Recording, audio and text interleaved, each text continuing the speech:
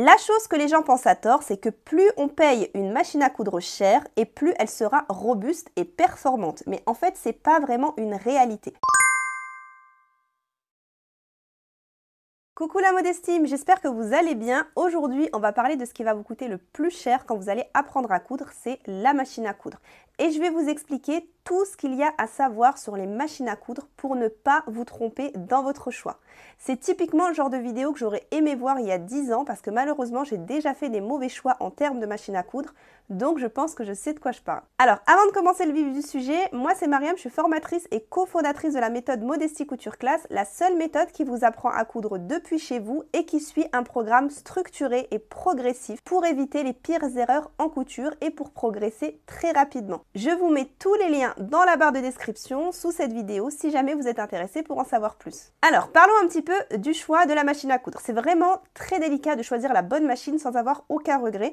Je vais vous parler en détail de tout ce que vous devez savoir. Alors, déjà, le premier point, ça va être de savoir ce que vous avez envie de coudre. On va dire que grosso modo, il y a 3 possibilités. Soit vous faites partie de ceux qui cousent plutôt des vêtements et des petits accessoires pour la maison, comme des petites pochettes, des coussins, des rideaux, etc. Pour vous, le choix de la machine à coudre va être relativement facile. Soit vous faites partie de ceux qui cousent beaucoup de tissus d'ameublement, notamment pour coudre des sacs, ou alors qui vont coudre beaucoup de tissus épais, comme du jean par exemple. Dans ce cas-là, le choix, il est plus compliqué. Pourquoi? Parce que tout simplement, la machine aura besoin d'un moteur qui sera très puissant pour passer correctement les épaisseurs. Alors attention par rapport au moteur, il y a certaines personnes qui regardent à tort les watts de la machine à coudre en se disant que plus les watts vont être élevés et plus la machine va être puissante. C'est pas forcément le cas parce qu'en fait ça dépend de la technologie du moteur. Par contre, il y a une chose qui est sûre, c'est que plus la machine sera lourde et plus les composants à l'intérieur vont être en métal, et c'est vraiment un gage de qualité par rapport aux matériaux en plastique. Enfin, le dernier cas possible, c'est que vous êtes dans les 2 premiers cas. Vous cousez aussi bien des vêtements que des choses épaisses comme des sacs par exemple.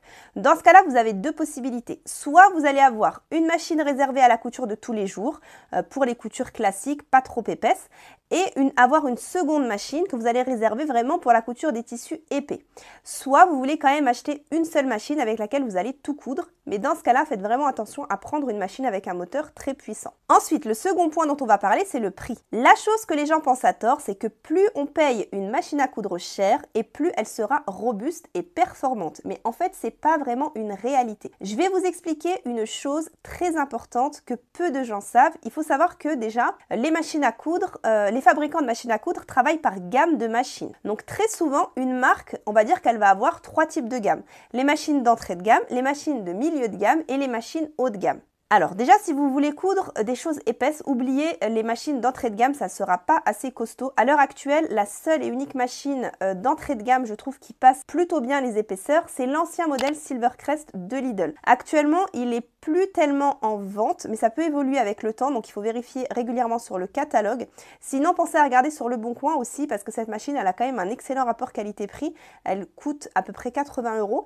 Certes, au niveau confort, c'est pas le top, mais ça peut être vraiment bien pour l'avoir en guise de seconde machine. Ça vous fera un petit investissement, et comme ça, vous pouvez laisser votre machine qui coûte plus cher pour tout ce qui est couture classique sans trop d'épaisseur. Si jamais vous voulez que je vous explique en vidéo la différence entre l'ancienne gamme Silvercrest et la nouvelle, n'hésitez pas à me le dire dans les commentaires. Mais en attendant, sachez qu'on a aussi une vidéo qui est disponible sur la chaîne et qui présente en détail cette machine. Je vous la mets dans le petit i qui va s'afficher juste au-dessus. Alors, ensuite, si vous souhaitez coudre régulièrement des vêtements, même pour les vêtements, je déconseille quand même les toutes premières entrées de gamme. Généralement, vous verrez qu'il y a souvent les marques qui font des toutes premières entrées de gamme aux alentours de 100-150 €. Je pense qu'il faudra au minimum investir 200 € pour avoir quelque chose de correct, surtout si vous visez une machine électronique. Il faut avoir une machine sur laquelle on peut régler manuellement la largeur de point, c'est-à-dire pouvoir déplacer son aiguille vers la droite ou vers la gauche en appuyant sur un bouton, ça c'est très important. Et aussi, selon moi, avoir au moins 2-3 styles de boutonnières. Autre chose très importante, et ça c'est très répandu aussi sur les machines milieu de gamme, c'est que sur plusieurs modèles d'une même gamme, les machines en fait elles vont avoir le même moteur à l'intérieur. C'est exactement la même carcasse, mais ce qui va les différencier, c'est les options qu'elles vont avoir. Je vous donne l'exemple avec la marque Elna. Alors les modèles Expérience 530, 550, 560 et 570 sont exactement les mêmes à l'intérieur, le même moteur, exactement la même chose. Mais on passe d'une machine à 550 € pour le modèle 530 à 800 € pour le modèle 570. Ça fait quand même une différence de 250 €.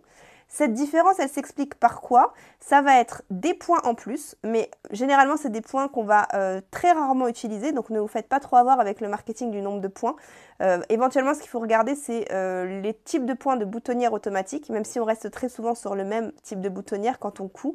Mais pour tout le reste, ça va être des points décoratifs et franchement, vous allez quasiment jamais vous en servir. Et il y aura aussi généralement le coupe-fil automatique qui est intégré. Ça veut dire qu'à la fin de notre couture, on appuie sur un bouton, il y a le fil qui est ramené vers l'arrière du tissu, il y a un nœud qui va se former automatiquement et le fil se coupe. Alors quand on dit que le fil se coupe, attention, il ne se coupe pas à ras comme nous on pourrait le faire avec un ciseau. Il faudra quand même recouper par la suite. Et du coup, dans la Elna modèle 570, il y a aussi une table d'extension incluse, donc ça peut être sympa si vous faites des projets assez grands. Mais bon voilà, est-ce qu'un coupe-fil et une table d'extension, ça vaut vraiment 250 €? Ça, c'est la question qu'il faut se poser. Alors là, je vous ai donné l'exemple pour la marque Elna, mais c'est exactement la même chose chez Brother, chez Pfaff, chez Janome. Toutes les marques fonctionnent pareil. Par exemple, chez Brother, vous avez les machines Innovis A16, A50, A60, A80 et A150 qui ont exactement le même moteur.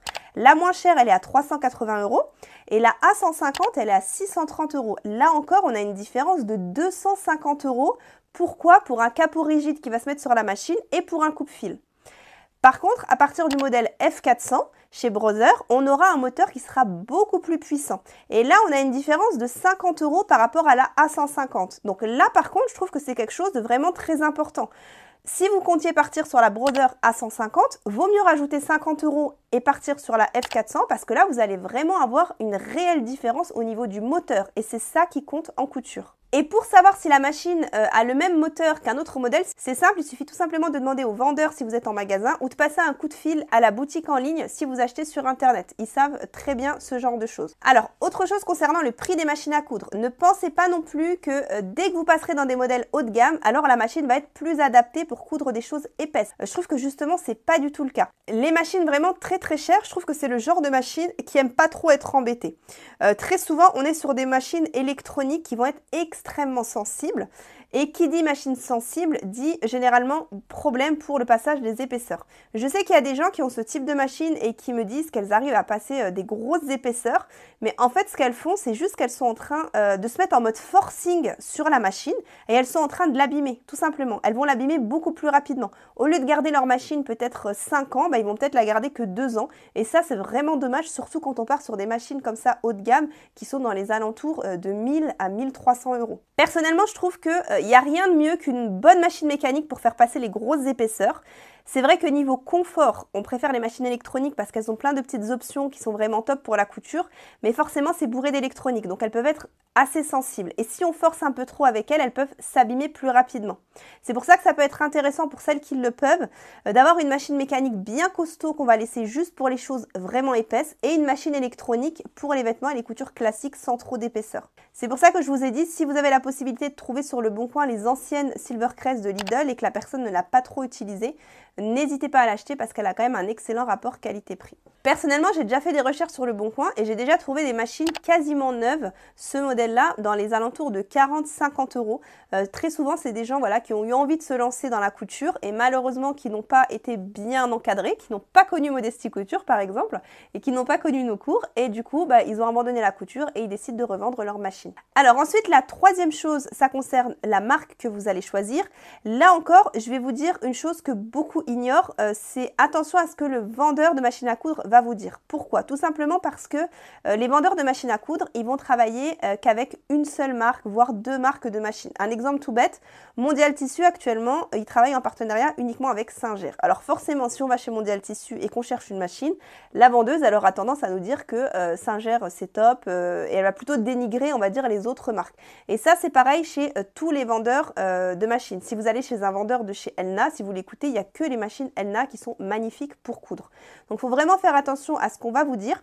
Après, il y a aussi des vendeurs qui ont la chance de pouvoir décider de la marque avec laquelle ils voulaient travailler.